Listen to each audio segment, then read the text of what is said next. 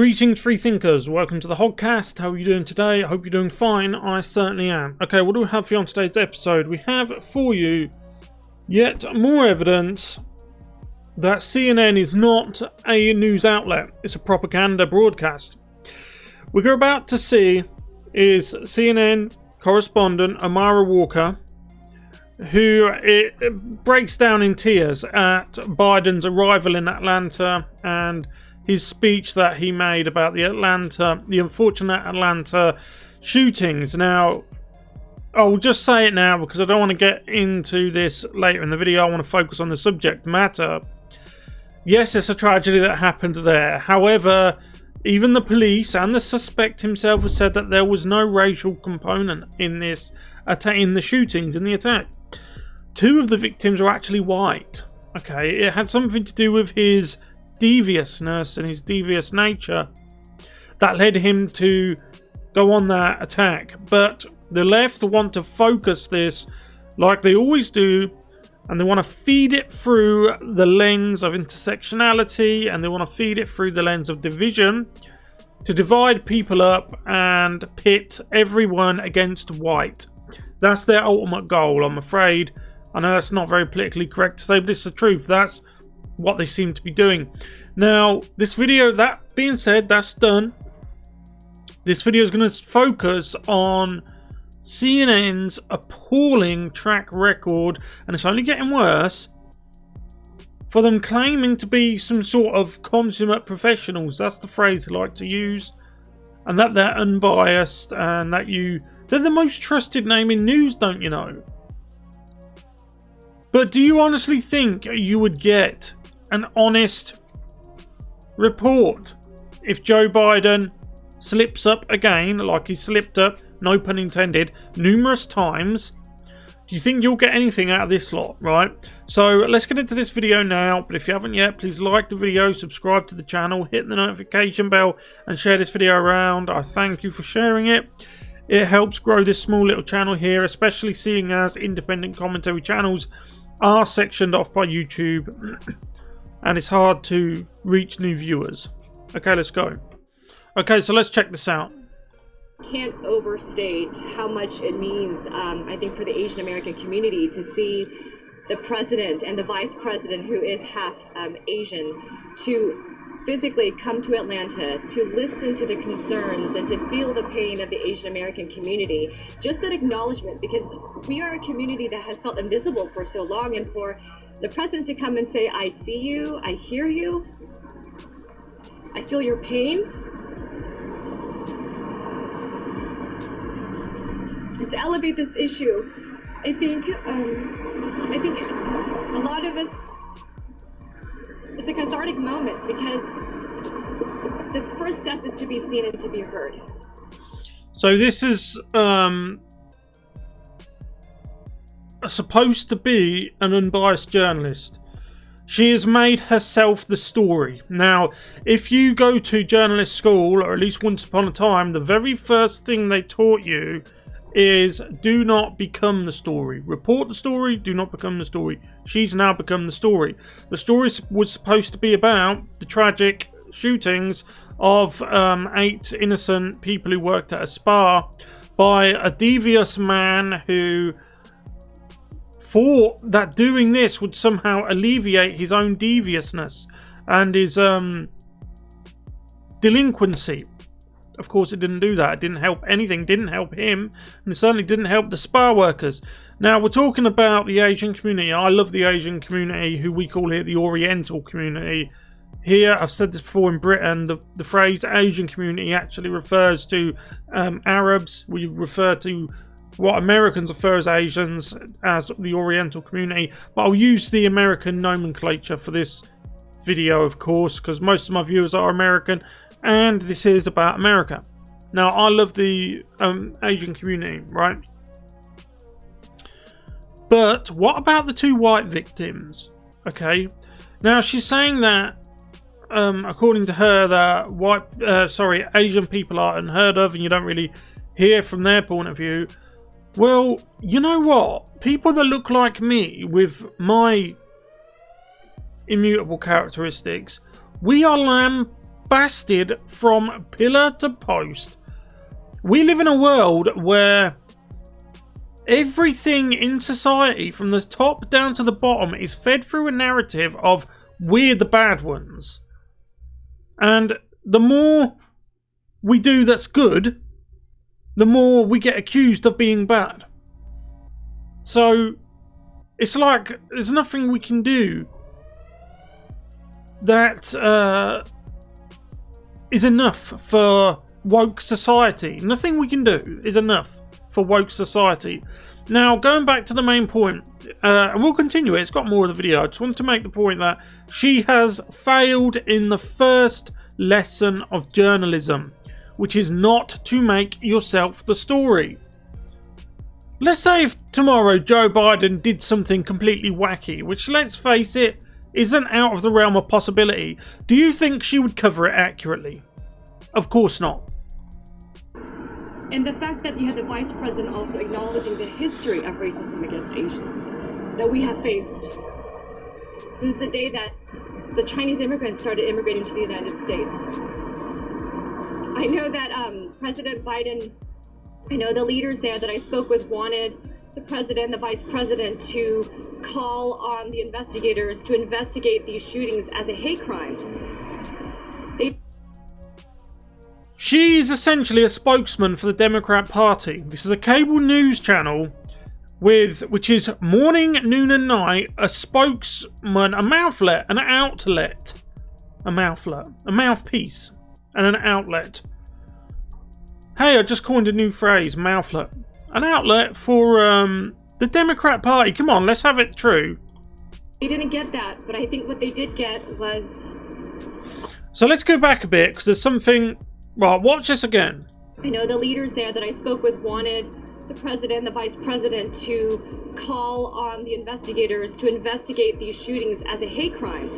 So they called on the president and vice president Kamala Harris to try to force this to be seen through the lens of intersectionality, to try to force this to be seen through the lens of an attack by someone who looks like me on someone who looks like her, right? That's how desperate they are for this narrative. That's how, like anything when in the real world, like anything you trade, there is supply and demand.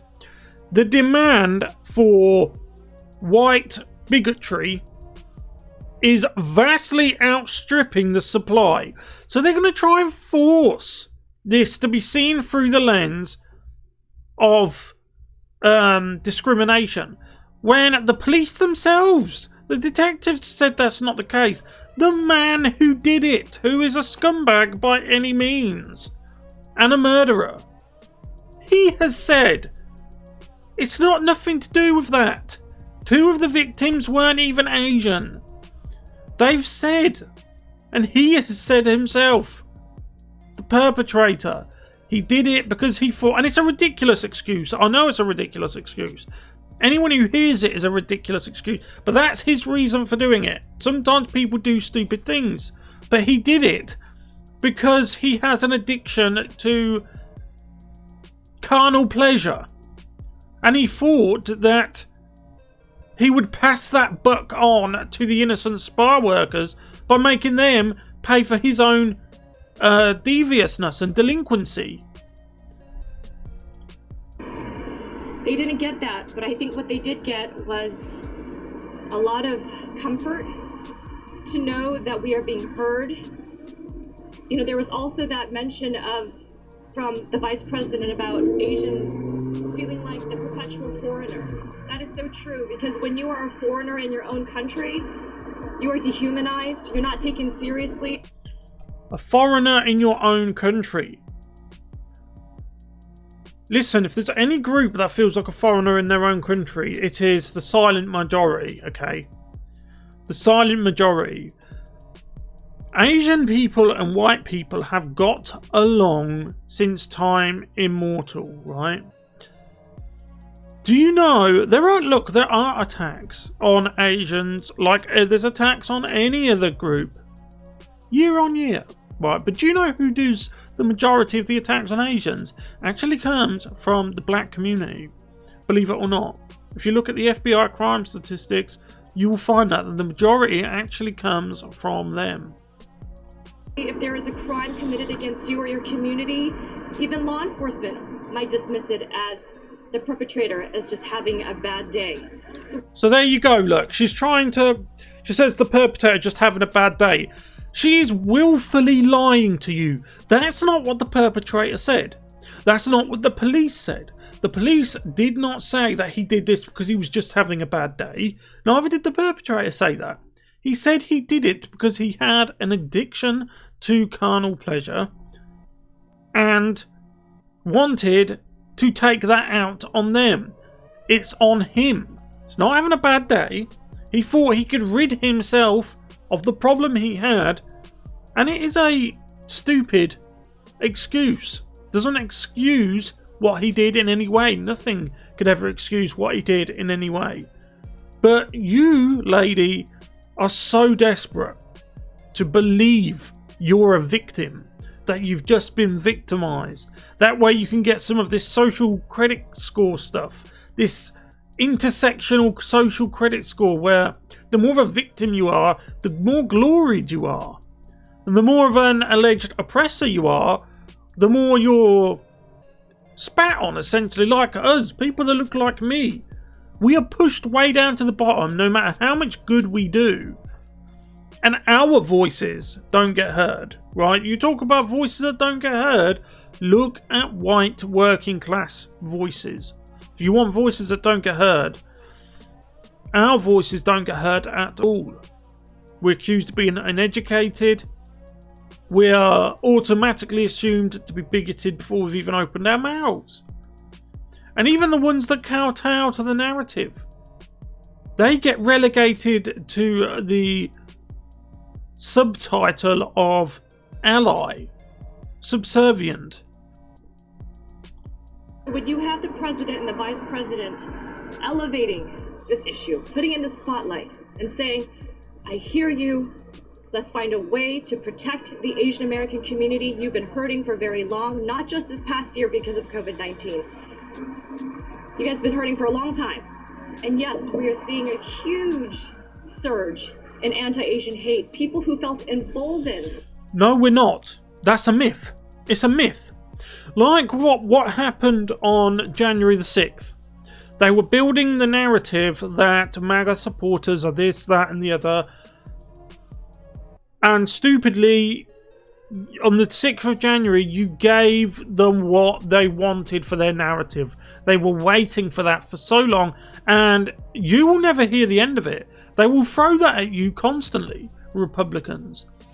And they've wanted this anti-Asian narrative thing for so long. Now this happens, they've got what they want. I saw reports the other day, they were trying to blame what this monster did to these 8 people on Trump. They're trying to blame it on Trump. And there's people out there that really think these guys are the most trusted name in news. It's almost, with the exception of Fox News, and that's a bit shady, as you know. So we'll say with the exception of a couple of hosts on Fox News and contributors, the entire cable news network and the pretty much entire broadsheet newspaper and tabloid circulation are stenographers for the Democrat Party. Many will tell you because of the Trump administration's flippant use of terms like the China virus. And there you go, right? Now, the thing is, do you know who else used the phrases? And I did a video on this not long ago. Do you know who else uses the phrase China virus and things such as like that? The mainstream media. And the Kung Flu is a huge difference and a juxtaposition between these two administrations, and I feel like a lot of... Well, of course you're going to say that. You're in tears about him. That's how much you love him. She is willfully lying. This is fake news. She is willfully lying. The police and the monster that did this crime have both given you the reason why this happened. But she's poo-pooed that. And CNN are trying to give you their narrative of what happened, not what actually happened. They're saying that what actually happened, we'll throw that out. We want you to believe it. We want you to see things through this lens. That's what they're doing. And that's, in my opinion, criminal. The Asian community is breathing a sigh of relief for that one simple step of being seen and being acknowledged, Pam.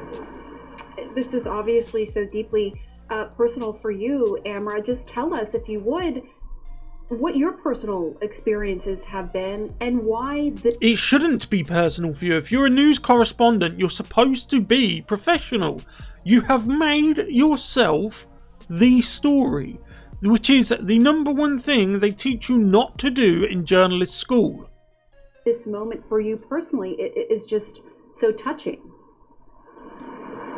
Well, Pam, I've been doing a lot of soul searching, and, I want a lot of people to understand why there was such a visceral reaction when Captain Jay Baker of the Cherokee County Sheriff's Department said that the suspect was, just having a bad day. And that's because he did it, and he has said why he did it, because he had an addiction to carnal pleasure. He did it, and again, I think I've said this 3 times now. Stupid reason, I know, right? But he did it because he thought that if he could remove those people who were essentially his addiction, that the addiction would go away. You so badly want to believe that this is discrimination, that you are willfully lying, and you talk about a visceral response to what the police said and what even the suspect said his motives were. That to me sounds like a bit of a tantrum, like you're really angry. You aren't being told the things you want to hear. I've said before on this channel that the biggest problem with the mainstream media is they put the answer before the question. The answer they wanted, so they could go and give you their narrative, was from the suspect and from the police that this was an attack by someone that looks like me on someone that looks like her. Sort of anti-Asian discrimination. They didn't get that narrative. Now they're angry. Right, they didn't get that answer. They wanted that answer first. Then they would bring the question knowing full well they'd get the answer they wanted. They didn't get it. And that's when the mainstream media generally gets angry. This isn't journalism, it isn't news. So long. They're not giving you facts, they're giving you feelings. Asian Americans have felt like they have not been taken seriously. They have not been seen. And I was thinking about, well, when did I feel this way? And, I grew up in a community where... When did I feel this way? You've made yourself the story. People tune in because they want to know what happened at the spa. They want to know when they get home from work, turn on the evening news, they want to know what happened. Instead, they're getting you telling them how you feel about everything. That's not news, that's not journalism, that's not reporting. We were probably the only Asian family on our street. And I remember, cars driving by. We lived on a busy street. I'd hear racial slurs. I remember my father's car, our family car, getting vandalized a couple times. And once someone had thrown a hammer into the window of my dad's car. And so... If that happened, it's terrible, right? But equally, we've seen a lot of race hoax. If you're lying... As a journalist as well, that is terrible. I've never known anti-Asian discrimination. We have plenty that live in my country, in my city. I've never known it. Whites and people of Oriental descent, Asian people, have always gotten on extremely well. I've never heard of that type of thing happening. I'm not saying it doesn't happen. And I'm not saying she's lying when she gives you her story of this event that allegedly happened with people vandalising her father's car when she was young and so on. Maybe it is true. Hey, you know what? Society was different back then. I'm guessing she's in her 40s. If she's younger than that, if she's in her late 30s like I am, I would find that hard to believe. But if she's... Look, only she knows if she's lying or not. If she is, you need to go back to journalism school. That's all I'm saying. When you couple these incidents, you bring them together, you know, of course, you're automatically thinking, okay, these are racially motivated. People just don't want us here because we're Asian. And I remember we called the police, filed a police report. I was translating for my parents, and just the attitude of the police officer. This is terrible. She's lying. She's lying. She's lying, right? Now they're turning on the police department because they haven't got the narrative they want. They didn't get the answer they wanted. She's lying, right? A minute ago, I wasn't sure whether she's lying or not. She's definitely lying. She's definitely lying. He didn't really seem to understand the fear that kind of attack instilled in my family, and the pain that we were reliving over and over, because it's not the first time that we've been told to go back to our country or being called China virus. And so right, so you expect me to believe that the phrase China virus was used when you were young and your dad's car was allegedly hit with a hammer? You're lying, lady. You're lying. Let's go back. Let's go back, right? That we were reliving over and over, because it's not the first time that we've been told to go back to our country or being called China virus. And so this is our experience. She's lied. That was a lie. In my opinion, she's lying, right? This is our reality, and it's relieving. And it's...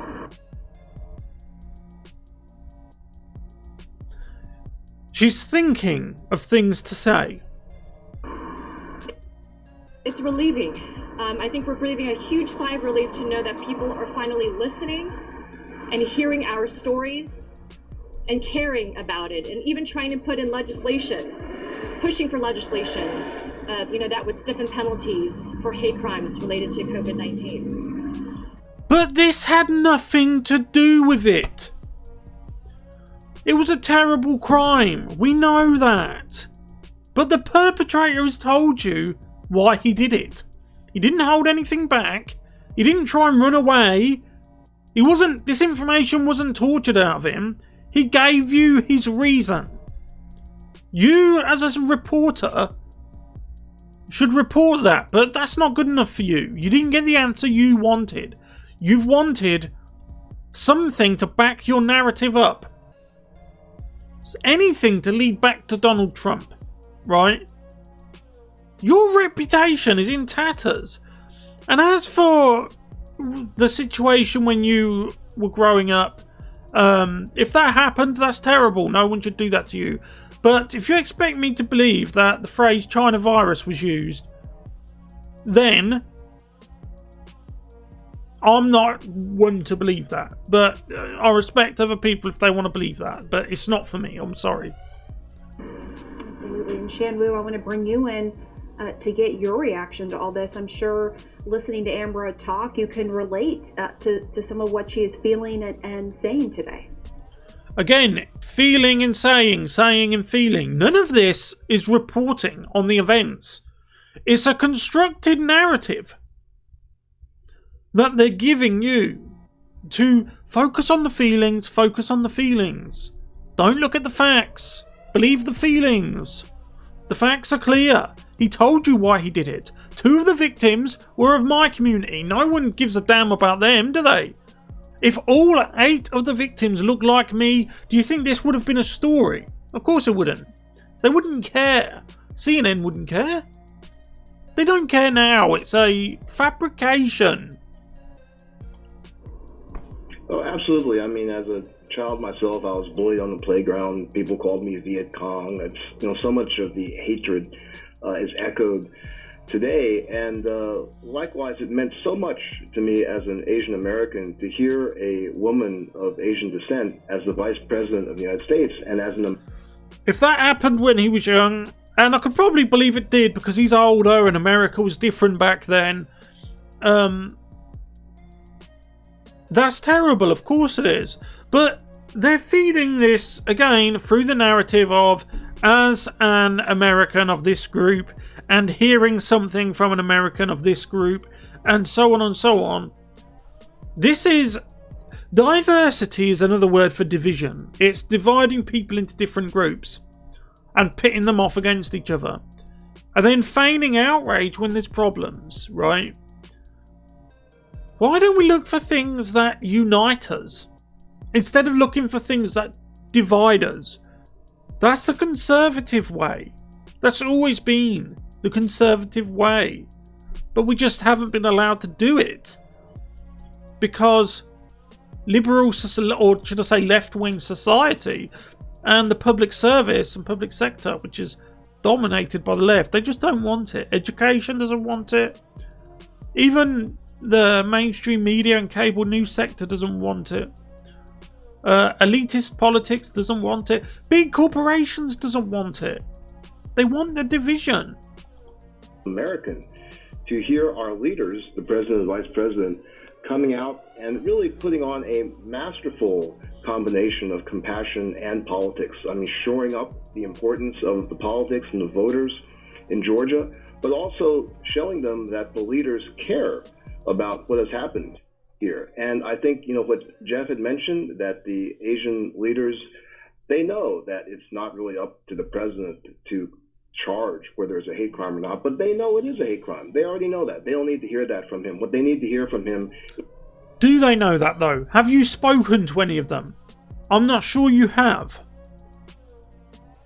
And if they do, because there's a lot of people out there who turn on CNN and think they're watching news, how many of them believe it's a hate crime, even though he's told you why he did it? Even though 2 of the victims look like me.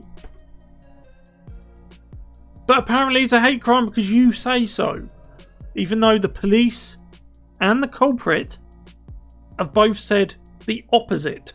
Even though 2 of the victims look like me. You notice nobody gives a damn about them. Because they don't fit in on the totem pole of intersectionality. That's why they don't have enough social credit points on the victimhood table. So the 2 white victims are just, they don't get spoken of. Is that he cares. He's not going to stand for that kind of racism. And understandably, he had to be cautious in terming it that because the prosecutors haven't charged it that way. And I look forward to the day when they will charge these crimes as hate crimes. I look forward to the day... CNN looks forward to the day when they charge people for crimes they didn't commit. Now, let me elaborate on what I mean there. He's been charged with murder. He did it, obviously. He's admitted he did it. He confessed without a hiccup. But what CNN here is asking for is for the state, essentially, to tell you what your motive was. Do you want to live in a society where that happens, where you can be arrested, and then the state, worse yet, the media, can say, you did this for this reason. And you say, well, no, hold on a minute. I didn't do that for that reason. I did it for this other reason. And then they say, excuse me. Then they say, no, we will tell you why you did it. And we will feed it through our narrative. Do you really want to live in a society like that? These 5 do. The type of people that must get jobs in the mainstream media, the types of people, really, they must have flaws. That's all I'm going to say. When we can charge hate crimes as easily as we do other crimes of violence, because this is not a time to be timid about that. This is a time to call out the hate. We don't need filters on that. All right, Shan Wu, thank you. Amara Walker, thank you so much for being vulnerable. And that's the end of that. So we didn't get any facts about the case. They didn't educate the CNN CNN viewers about what happened. That was down to me. I told you that 2 of the victims look like me. Instead, you got feelings over facts. Instead, you got, you must believe what we're telling you or you're a bad person. CNN, the most trusted name in news. Thank you very much for watching. I'll see you in the next one. Goodbye.